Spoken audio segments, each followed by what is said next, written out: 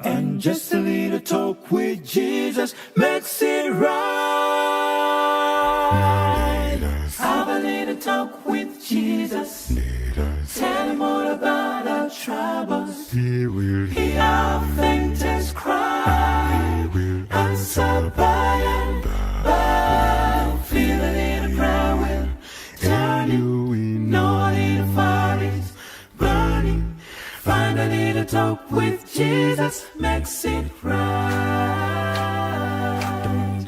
Find a little talk with Jesus makes it right. Find a little talk with Jesus. Find a little talk with Jesus makes it Just right. a little talk with him makes me alright. Find a little talk with Jesus makes it right. Find a little talk with Jesus makes it right. Well, find a little talk. Find a little talk with Jesus. With Jesus Makes it right.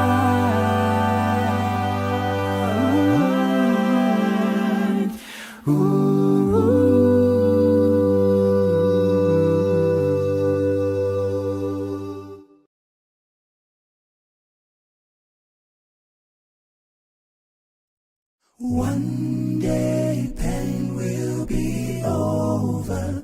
That day Jesus comes to take us home to the New Jerusalem, where we'll meet and embrace our loved ones again. Death will soon be over, and we'll rejoice, for death shall never sting. We will have eternal life, and my Jesus will say, welcome home.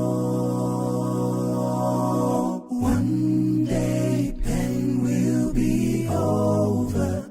That day Jesus comes to take us home to the New Jerusalem, where we'll meet and embrace our loved ones again. Death will soon be over, and we'll rejoice, for death shall never sting. We will have eternal life, and my Jesus will say, welcome home.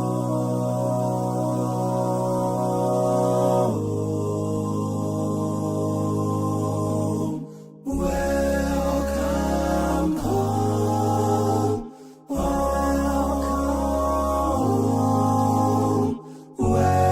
Welcome home. Welcome home. Welcome home. One day all this will be over, and we'll receive our rewards. Welcome home, my faithful servant. Welcome home, he will say. Welcome home.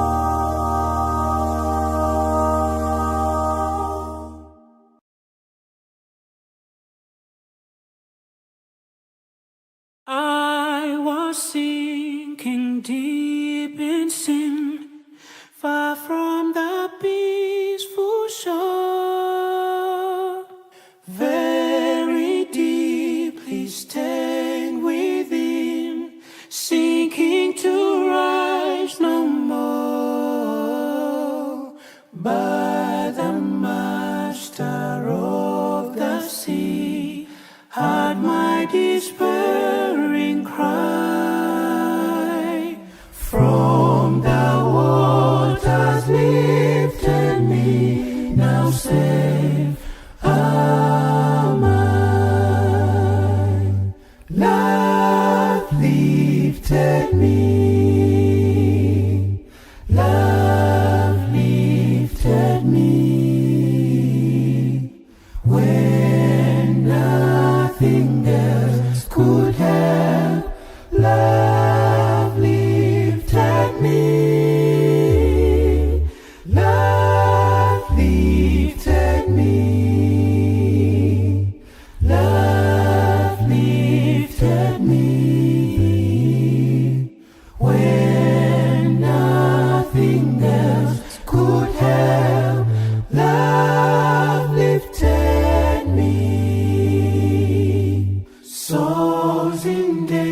angel look above, Jesus completely saves.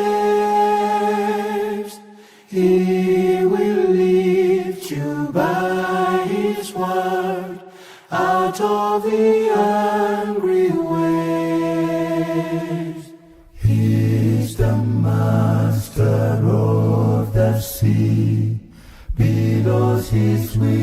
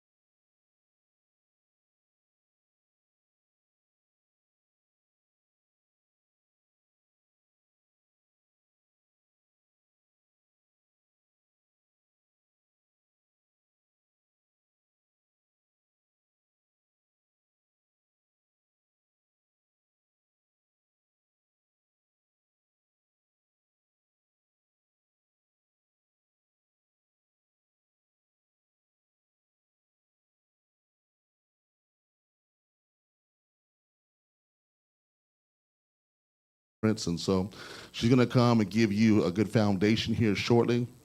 We have things that we're passing out here as well, a package that you can have, their take-home so you can take home with you also as well. I'm going to go ahead and just turn over to Sister Terry. If you have any questions, because I mentioned before, when we do stuff like these workshops during our Bible Spark Hour, this is your time to shine. Do not hold back. If you have a question, okay, ask the question. Amen. Make sure you get in it. And if you say, it wraps up, but you ponder something and going forward, Terry, is okay we give them your number? They can reach out to you? Yes. Okay, perfect. Okay. So I have said enough. Amen. Let's go give a praise deposit for our guest speaker for our financial workshops, Sister Terry Mays. All right. Good morning. Good morning. It's good to see you all that was here yesterday. It's good to see you again.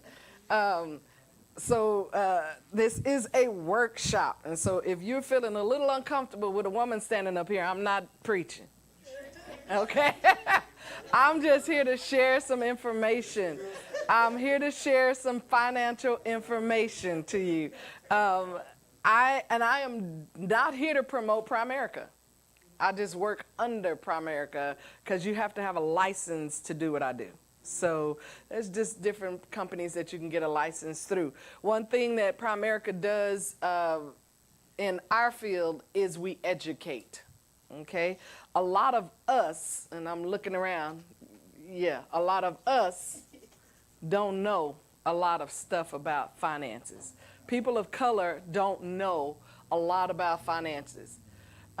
We don't get all the information that other people get. Okay, so one thing that this does is I'm going to give you information for free. If you were to ask some of the companies out there, you're going to get charged quite a bit of money. You're going to get charged thousands of dollars to do what I'm going to give you for free.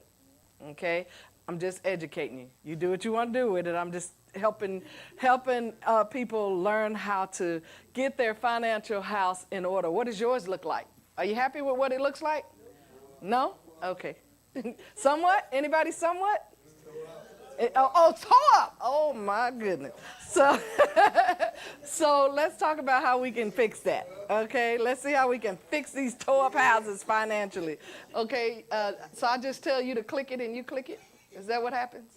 Okay, click it. Somebody back there to click it? They clicking? Well, if it doesn't get clicked, it's in your book. Everything that's on the screen is in your book. So this is your personal book. So what are your goals and dreams? Do you have some goals and dreams? And you'll see some of the pictures. Do you have a dream? Who's in their dream home right now? You in your dream home. Okay, good. Okay. Who has your dream car? You driving it. That's why you tore up.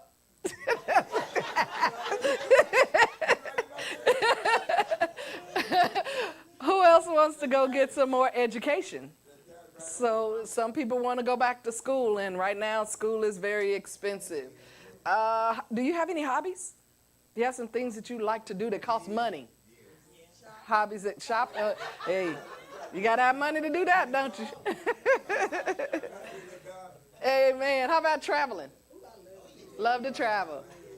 Love to travel. Brother Cecil is traveling now, all the way to California. All right. How about just to hang out with your friends and family? It costs money to sometimes go out to eat and hang out. Okay. And what about charity? You like helping other people. Okay. We should all be wanting to do that.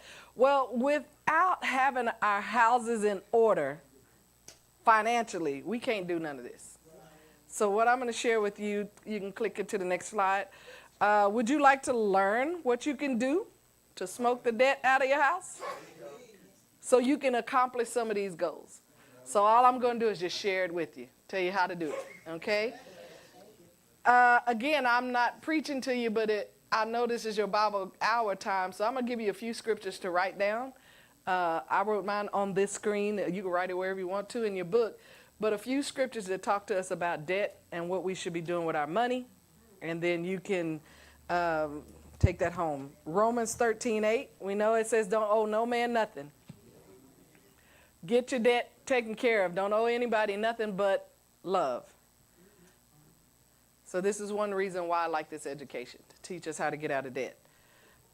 1 Timothy 6:17 through 19 does not teach that being rich is wrong. Being rich is not a sin, but he does tell us what to do with our money. We're supposed to be helping people with our money, not trying to get richer and richer and richer. I'm going to share some information with you to help you get more money, but not so that you can just be rich, just because, okay? In Ephesians 4:28, we work so we can give to other people that are in need, okay? One thing that my husband and I, when we started doing this, years ago, we did the Dave Ramsey. Anybody familiar with Dave Ramsey? No? Y'all haven't heard? Okay, so the Dave Ramsey, he is considered the money man, okay? But Dave Ramsey's not free. It cost our congregation. Willie got our congregation in Chickasha. We all had to pay a certain amount to be able to get that education. It is not free. This information, we call it, my cousin and I work together. I work under my cousin, Tish Gradington, and she's in Kansas. She has one license, well, she has several licenses, and I just have life license. So anytime we're talking about investments, then I would refer you to her, because I'm not taking them tests. I don't feel like doing all that. But she is highly educated, and she can help you with all those finances in that area. But Dave Ramsey teaches you to save money a certain kind of way, teaches you how to get out of the debt a certain kind of way. But the thing that we say, my cousin says that we're Dave Ramsey on steroids, okay? Dave Ramsey teaches you get all the way out of debt, then you start doing some other stuff. We teach you how to do it all at once. Because the longer you wait to invest, the less you're going to have saved. The older we get, you know what happens. The older we get, if you don't have life insurance, the older you get, the higher it costs. Okay? Because we're more at risk. The longer you wait to invest your money, the less money you're going to have. Right now, we like, invest what? Nuh-uh, I ain't putting my money in that. But you know the stock market's going to come back up. Whatever you put in there now, it's on sale. It's on sale right now. You're buying more stocks. It's about more stocks that you buy, not how much money you put in there. So the more stocks you can buy while it's on sale, and then when it comes back up, you've got some more stocks up there. Okay?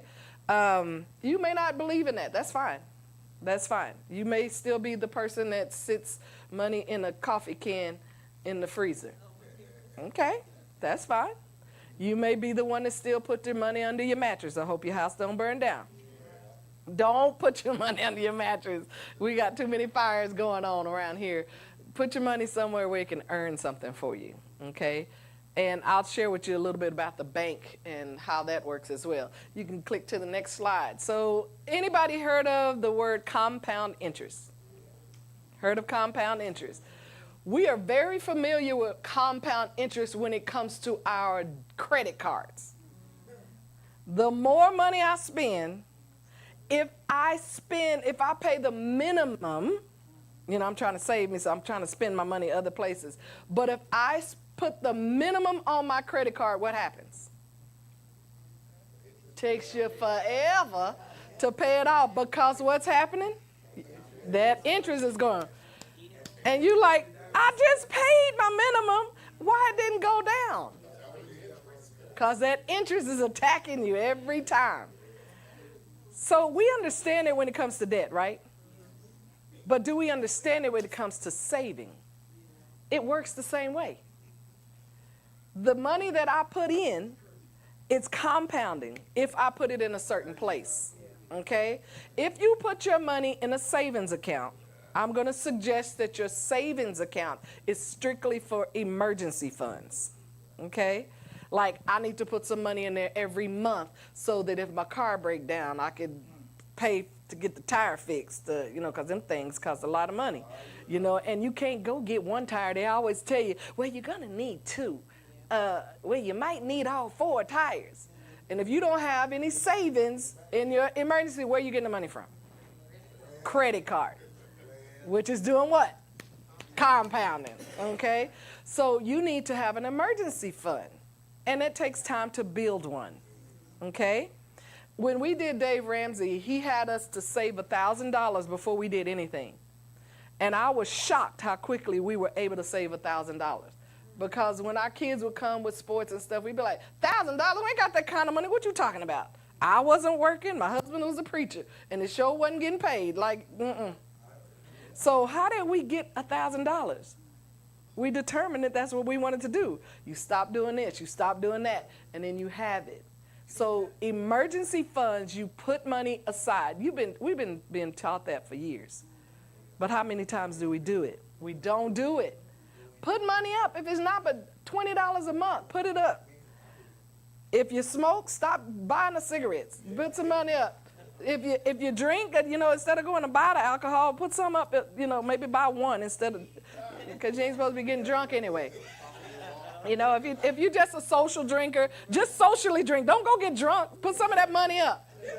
If you are a shopper, catch the sales. Catch the sales, or make a decision. You know what? This week is not the time for me to shop, because I don't need it anyway. Right now, how many of y'all on furlough or not getting paid? Quite a few people, even in the church, are not getting paid because of our shutdown. So if you're not prepared, you're going to struggle during those times. So savings, you're supposed to be putting something up so in case something like this happens, you have something to pull from. And if you run out of what you have, we got the church, don't we? That's what we're supposed to be having money for, to help each other. Okay, so when we look at the compound interest, when you look at this, if I were to save $20 a month for 10 years, I would save $19,000. Okay? Just putting $20 a month. This is with compound interest, though. This is not in your savings account. That's not going to happen. Okay? In your savings account, you literally do 20 times how many every month you save it. But compound, that's what happens. Then this is just on a hypothetical 9% rate. If you were getting 9% on your money, that's hypothetically what you would be saving. Okay? If you're in the bank, it's what, 0. Anybody work in a bank? What is it now? 0.1 something, meaning nothing. They at the end of how many months at a quarter, they say, oh, you have saved $4. And you be like, oh, I got $4. So compound interest does way better than savings. In fact, the bank, if you didn't know, what the bank does is they keep our money and they invest our money. And then they're going to charge you to get some of your money out. You can't just go to the bank and say, oh, man, I need $10,000 out of my savings account. I got 20 saved. Can I get 10? They got to say, sure, but you got to pay for it. It's my money. No, I understand that, but there's a fee for you to pull money out of your own savings. And you're not getting that much anyway. Okay, so what if we just look at this is all on your page. If you save $20 for 40 years, look how much money it's saying that you would save. This is $100 a month. And it's in your book if you can't see it up here. $100 a month with 9% rate of return would yield you $471,650. That's just letting it sit there. Don't touch it, let it just grow. Okay, that's what compound interest does. You can turn the next screen. So let's say you have 3 kids, 3 grandbabies. Because all of y'all look like y'all about my age, older, you got some grandbabies out there, almost all of y'all. So let's say you give the first grandbaby 3%. You give the second grandbaby $10,000 and they're putting it on 6% rate of return. And then you got a third grandbaby that you're going to put their money in something. You give them all the same amount of money. But one place you put it is gaining you 3%. Compound interest means how long does it take you to double your money? Okay, so it'll take you 24 years to double that 10,000 at a 3% interest rate. The bank is way less than 3%. Okay, it'll take you 24 years to double at 6%. It would take you 24 years to double it. How much money do you think it would take? And you can see these numbers. In 48 years, you'll have 40,000. In 48 years, you'll have 160,000 with 66%. What about 12%? How much money do y'all think you have? In 48 years at a 12% rate of return. You put your money somewhere that has a 12% rate of return. How much money do you think you will have saved? Just guess. 400, okay.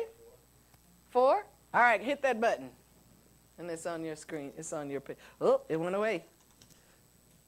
Look how much money you will have saved with compound interest.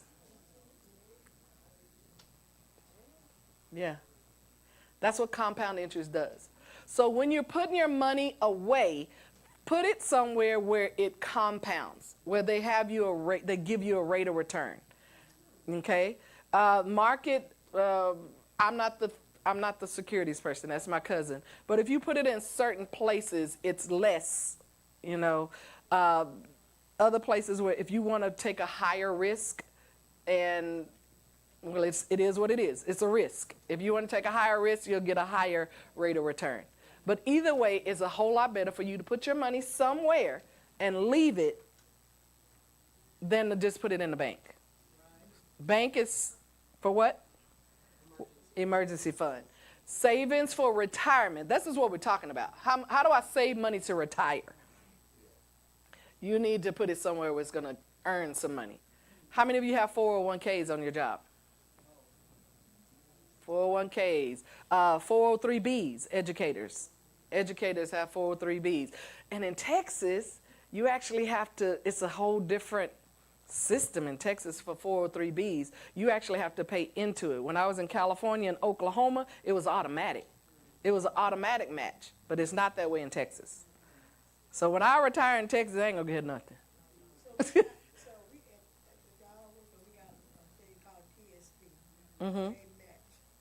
If you can get any place, if they ask you, do you want to contribute, and we will match it, you need to say yes. All right then. Okay? Because you'll be like, I don't want that money coming out of my check. Yes, you do. Because if they're going to match it, you need to let them take it out. Okay? Because they're matching it. If they tell you, you can put up some money, but we're not matching nothing, then my suggestion is do not put it up with them. Put it in your own IRA. Okay? Because you can be saving your own money and it's compounding. But if you just giving it to them, you're not doing nothing. The only reason you should put money into your IRA or your 401k is if they're matching it on your job. If they're not, don't do it. Do it yourself, individually. Okay? Yes, ma'am. Oh, I was going to ask, okay, so I'm getting ready to retire. Mm-hmm. I'm going to leave it in there. We can leave it in there till we like 75. When you retire, you need to switch your money over from your job. There's IRAs Like my cousin is the one that does that part. I don't do that part. I'd be on the phone with you, but she's actually the one that does it. You want to switch it over. You don't want to leave your money at your job, okay? Because guess what? If you forget that it's there, they're not going to tell you that it's there. You would have forgotten. You got money out there and don't even know you do. Yes, sir. Mm-hmm. So you have to take that into account as if they are matching, what's the vesting time so that you get that full amount? Yes. Yes, yes. Because when you take your money out, it costs you to take your money out. But you also have, I think it's 60 days to put it in the right place, okay? So if you're taking it out of your job and wanted to go and put it in your own personal IRA, or the older we get, we start putting money into annuities. There's different kind of annuities out there. I understand that years ago annuities were pretty scary. They have all kind of different annuities now that are very beneficial. I have an annuity now, and they have so much more out there. Okay, so you have that much time to get it we call it rollover. You have that much time to roll it over into an IRA, but don't leave it with them. Okay, once you're done with that job, roll it over into your own personal. And you can't do it. You're gonna need help. You got to have somebody that's licensed to do it. Okay, you can't just say I'm gonna pull this money because they're gonna take your money. They're gonna take about 20%. Plus, if you take it out too soon, the other amount that they're going to take off of your money. But if you don't want the money taken off, you have to roll it over in that 60 days, and then they can't take nothing away from you. Okay? That's a whole nother education. If you want that education, I'll hook you up with my cousin. We'll be on the phone together. Okay? She has that education. I am just telling you what this looks like. Okay? But this is what it looks like. Anybody ever heard of Roth? Okay, many of us don't even know what that is. We're like, who is Roth? we don't understand. So a Roth is a type of IRA, but it's interest free. What happens is when I'm ready to retire, I can pull off of that. And so what you want is you want to have a Roth, you want to have an independent IRA, you want to have some annuities. You don't want all your money to be in one place. You want to be able to pull from different places, okay? And there's a way to do that without you having to stress about it.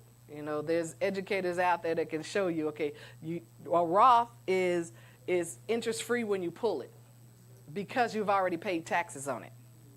So you take your money, let's say you get paid, and you say, I want to send $100 a month. That's what I do. Both me and Willie have a Roth. We put in a certain amount every month straight from my paycheck. Well, my paycheck has already been taxed. So it's already tax-free when I put it in there, okay? And then I leave it there, and then when I need it, I can pull off the Roth instead of just pulling out all of my money from my IRA, okay? So that's the benefit of a Roth. And you can, Roth are for middle class people. Rich people can't do Roths. It's for middle class people, people that don't have that much money. Roth is not for rich people because it's easy for them to put money up. You know, I think right now it's $650. If you wanted to max your Roth out, it's like $650 a month. And some people could do that. Instead of putting it somewhere else, if you put $650 a month in there, you can. It's a max. You cannot put more than that. And if you multiply that by 12, you cannot put more than that in there. That's why rich people can't do it, because it's compounding. You put that money in there and just leave it. If you say, hey, I just got somebody passed away and they gave me $10,000, put it in a Roth and just leave it alone. Just leave it. You don't have to put nothing else in there. It's going to keep growing because of compound interest, okay? But if you want to keep growing your Roth, put money into it every month. Straight from, you just tell your job, this is what I want. Well, actually, when we set up you a Roth, when my cousin would set up you a Roth, if you want one, I encourage you to get one.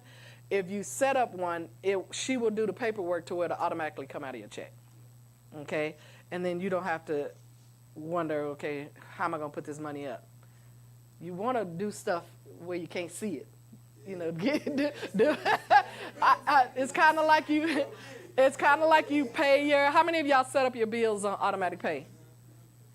Sometimes they give you discounts for doing automatic pay, but the benefit of automatic pay is I don't forget to pay it. Same with your investments. Have it automatically come out so that you don't forget to pay it. Okay, your next screen. So let's talk a little bit about this debt. And I'm going to give you an example of Chris and Brittany. They're 30 years old. They have 2 kids. They have a mortgage. They have student loan. They have an auto loan. And they have some credit card debt. Every month they pay $2,131 on their debt. Okay? It's going to take, they'll be 56 in 1 month. They're going to be 86 years old to get out of this debt. 86. And a lot of us don't even live that long. We die in debt.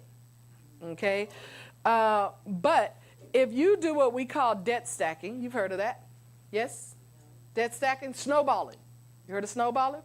Oh, good. Then I get to share with you. All right, so if you use debt stacking, they would get out in 12 years instead of 56 years out of debt. Okay? There will be 43 instead of 86 to get out of debt.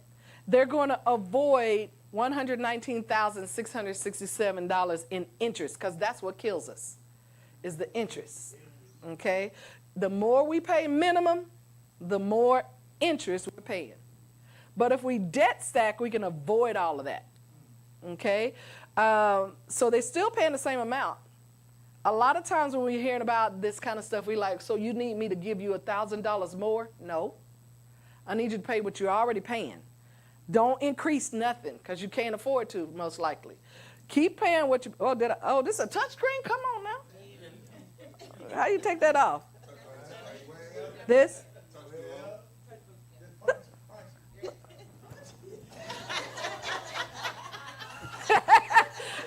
I ain't got one of them fancy things. Okay, y'all, all right. Okay, so I don't know how to put it. Stand and look at it. Yeah, that's cool. Yeah, fix that thing. Okay, so we're not telling you to spend more to get out of debt. We're telling you to spend what you already are spending, but it's called debt stacking. So let's share what that means. But with these people, when they get out of debt, when they pay off all of this debt by the time they're 43, what do we normally do with money when we say, hey, I'm out of debt? Get right back in, because now we want to just go right back into debt. Okay? But that's not what we want to do. We're already used to paying this amount a month, right? If you save the same amount that you've been spending, compliments of your own debt, you will be having a lot of moolah. Okay? At an average, hypothetical rate of 9%, if you put that money up at 65, now they got out of debt at 43. If they keep putting this money up, by the time they're 65, they'll have $1.8 million in their savings, in their investments. So compliments of their own debt, they can have money saved for their retirement. And they're 65. I'm 60. I should be retiring at 65. I ain't going to have no $1.8 million because I waited too late. I didn't find out this information until we were in our 50s. Okay? Now, I'm not saying don't start now. I'm just saying that if you're younger, if you have younger people, if you have kids, as soon as they get a job, they need a Roth. If they're not doing nothing but y'all tell them put some money up to save, right? Okay, but don't put it in the bank. As long as you have a job, you can have a Roth. So a 16-year-old can have a job. An 8-year-old can have a job. If you are paying that 8-year-old at your house, you say, okay, you raking the leaves. All you have to do is put on like a little check. You have to like do it, make it look like they're working for you, and then they can start a Roth. Okay, a kiddie Roth. Just put money, grandbaby. We have a Roth on our grandbaby. Well, it's not called a Roth, it's something else. But you can put money up for your grandkids. Okay? You can have your kids put money up. Start them early. Put money up. Because if they start at 16, they will be millionaires by the time they're my age. Just putting some money up. Okay? So teach our kids, because we don't know that, do we? We didn't know that. But if you like say, hey, you give me this money, and then I'll put it up. Do what you got to do. My cousin that I'm talking about, Tish, when they have birthday parties, they don't just buy all these presents that they're going to break and throw away. She has an envelope at the front door. She said, okay, here, put your money in because we're finna put this money in that kid's rock. That's what they do. Pretty cool idea, I think. All right, next slide. And I'm trying to ruin. Debt stacking. What does that look like? Debt stacking, that's how this couple was able to save. Debt stacking means you have all of this credit. This person is paying $27.20 a month. They have their retail card, credit card, car, another credit card, and their mortgage. Every month, this is what they pay. Okay? So what debt stacking is let's say they pay off the retail card. It's $220. Debt stacking says don't go spend the $220. Don't go buy another piece of furniture that's going to cost you $220 because you said, hey, I freed up $220. Yes, you freed up $220, but it should not go right back into debt. What debt stacking says is take that money and put it on the next bill. So now instead of me paying $353, I'm now going to pay $573 on this bill. At the same time, I got to keep paying my other bills, y'all. Don't let them people call y'all and say, let me do what do people call you? Credit consolidation people? Beware of those people. Because what they do is they say, I will consolidate your bills, but you got to be in debt first. You got to be in default. So they will like say, just don't pay nothing. Don't pay to mess you up. That's exactly what they'll do. Don't pay nothing, and then what we'll do is we'll go to the companies and say, hey, we will pay you this much. Instead, kind of like the guy in the Bible that was shrewd, and he said, my master, how much you owe my master? Yeah. Okay, you owe 10, give me 5. You owe 30, give me 15. And then they paid off their debt, okay? That's kind of what a collector does. Yes, sir? Also, if you go through that, another issue that happens is whenever they do negotiate your debts and everything, whatever is discharged on the back end, they will give you a 1099 saying that you were paid that much, and you will owe taxes on whatever. Taxes. So it's just not good, is it? Yeah, it sounds good, y'all. It really does sound good. When the debt consolidators call you, it sounds good because they tell you you can pay one amount instead of paying all this other amount. We can lower your amount. But what they're doing is they're putting you into more debt. Right, sir? They're putting you into more debt, and they're messing up your credit. Okay? So don't do that. Do this instead. And it takes a little time. Do this instead. Debt stack. So once I'm done paying that off, then I'm going to take all of this $573, and I'm going to add it to my car loan. Who would like to pay their car off quicker? I mean, some of y'all's car notes cost that much. That's pitiful. And when my car fall off and the wheels fall off and won't drive no more, you best your bottom dollar. I'm not paying that for no car. I can't live in it. Well, some cars you can't. So unless I plan on being homeless and living in my car and go taking a shower in the convenience store. But this right here, now pay this amount on your car note. When your car note is paid off, attach that to that last credit card. And then when that's paid off, notice what you're doing. You just keep paying the same amount. This is not changing. Look at that. That doesn't change all the way across. You're paying the same amount. Okay? You're just stacking it down. And then once you paid all of this off, put all of that on your house note. And your house note will be paid off way quicker than 30 years. Before we moved here, we were on a plan to where we could have paid off our house in 10 years. And we had just bought the thing. If we were debt stacking, but then we moved and things got changed. So now we got to get back on track and figure out how we can do this again. Just go back to work is what we have to do. We have some changes in our finances, so we have to do things differently. But this is how you do debt stacking. This is how we help people get out of debt. Yes, sir?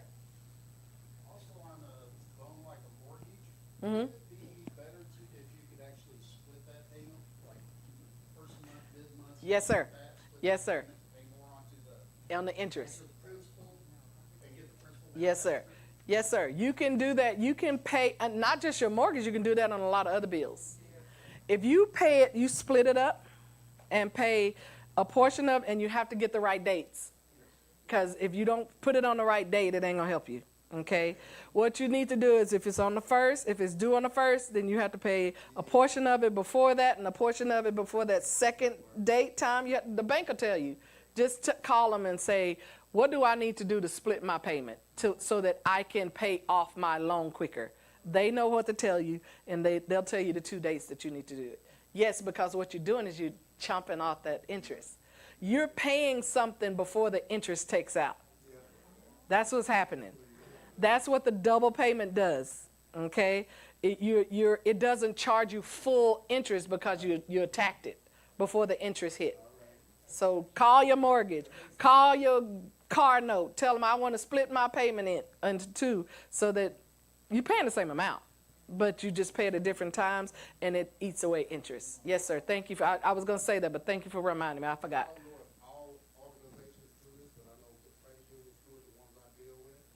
If I want to make an extra payment, I call them and tell them I want to apply it for The principal. Yes. Do not just put the extra payment on your online, on your automatic thing, because it's not going to your principal. You have to call them and say, I want to put this on my principal. Okay? They're gonna put it on your regular. They're gonna put it on your regular bill. They're gonna put it on your regular bill, and you think, oh, I'm going down. No, you're not, because now they attached it to the interest. So you have to call them. If you're making extra pay every month, you want to make extra, call them. Pay your regular payment, let your automatic payment work, but then you have to call them and say, I want to put an extra 100 on the principal. You have to do it that way. Yes. Yes. I was just going to say, what she's saying actually works. When I got my truck, I did that. I paid on the principal. I paid extra on the principal, and I did the split payment. I paid my truck off for 2 years, and each year, the 2 years, I only paid $100. If you split it, it works. It works. And they don't expect us to know that. And many of us don't know that. And we're just getting more and more into debt. We don't know how to get out. Do you know how rich people do it? Like this. Rich people also help their kids. Let me give y'all a tip.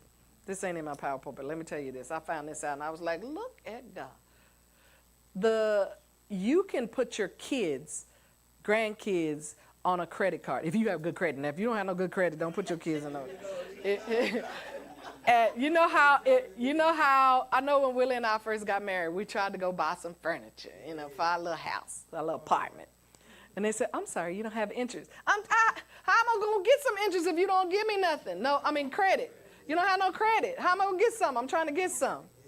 And the furniture store in Austin let us get some little brown wood on the, y'all probably remember that furniture with the little brown cushion and the wood on the side. A furniture store finally let us get some furniture to start building our credit. So for your kids, when they get out of high school, they don't have credit because they don't have no job, right? Put your kids on your credit card, but don't give them the credit card. Okay? So as your interest is growing, your credit is growing, so is theirs. I put my son on a card before he graduated. That boy had a higher credit score than I did when he got out of high school, when he got out of college, simply because I just added him. Our two babies, our baby girl and our baby boy, I put them both on a credit card because you got to have a credit card to rent a car. Dave Ramsey just said, get no credit cards at all. Get rid of all of them. You need at least one. I didn't say use it. You just need one, because if you go to get a rental car at a site, you cannot use a debit card. It has to be a credit card. You can only use a debit card at the airport. Okay? You cannot use, so you need one for emergencies like that. When you're at the hotels and you go to the hotel and they say, well, you got to put such and such on hold. Well, you don't want that on your debit because that $150 is coming out of your bank. And then you be like, I had $150 extra. What happened? They took it out. And they not going to put it right back. They tell you when you check out, we'll put it right back. No, you won't. It's 3 to 5 days before it goes back into your account. They give it back, but not immediately. So a credit card is good for that. If you have to go rent a hotel and they want to hold on your card, use the credit card because they'll just put it back. It'll go back way before your bill is due. Okay? All right, so the debt stacking concept, these people, they pay it off in 23 years instead of, 50-something years, them folk was. But these people are saving interest. They're avoiding interest when they do the debt stack. Without debt stacking, they're paying all the interest. And they have $214,442 in interest with that first picture that we were talking about. Okay? That's a lot of money. How many of y'all would like to hand me $214,442? How many would just give it to me? Please? Okay. Do you realize that that's what we're doing? We are literally handing people, credit card people, we're handing them that much money. Because if you keep paying minimum, you're doing that every month. $214,000. That's how much this couple paying the $270, $27.20 every month. That's how much interest they were paying. Okay, but if they debt stack, they get out of debt 14 years sooner. They're 130 interest avoided. They're only paying 83 instead of 214. You got to pay interest, but I'd much rather pay that than this. Okay, with the same amount every month. Okay, that's how you get out of debt quicker. All right, next page. Yes, question. Go ahead.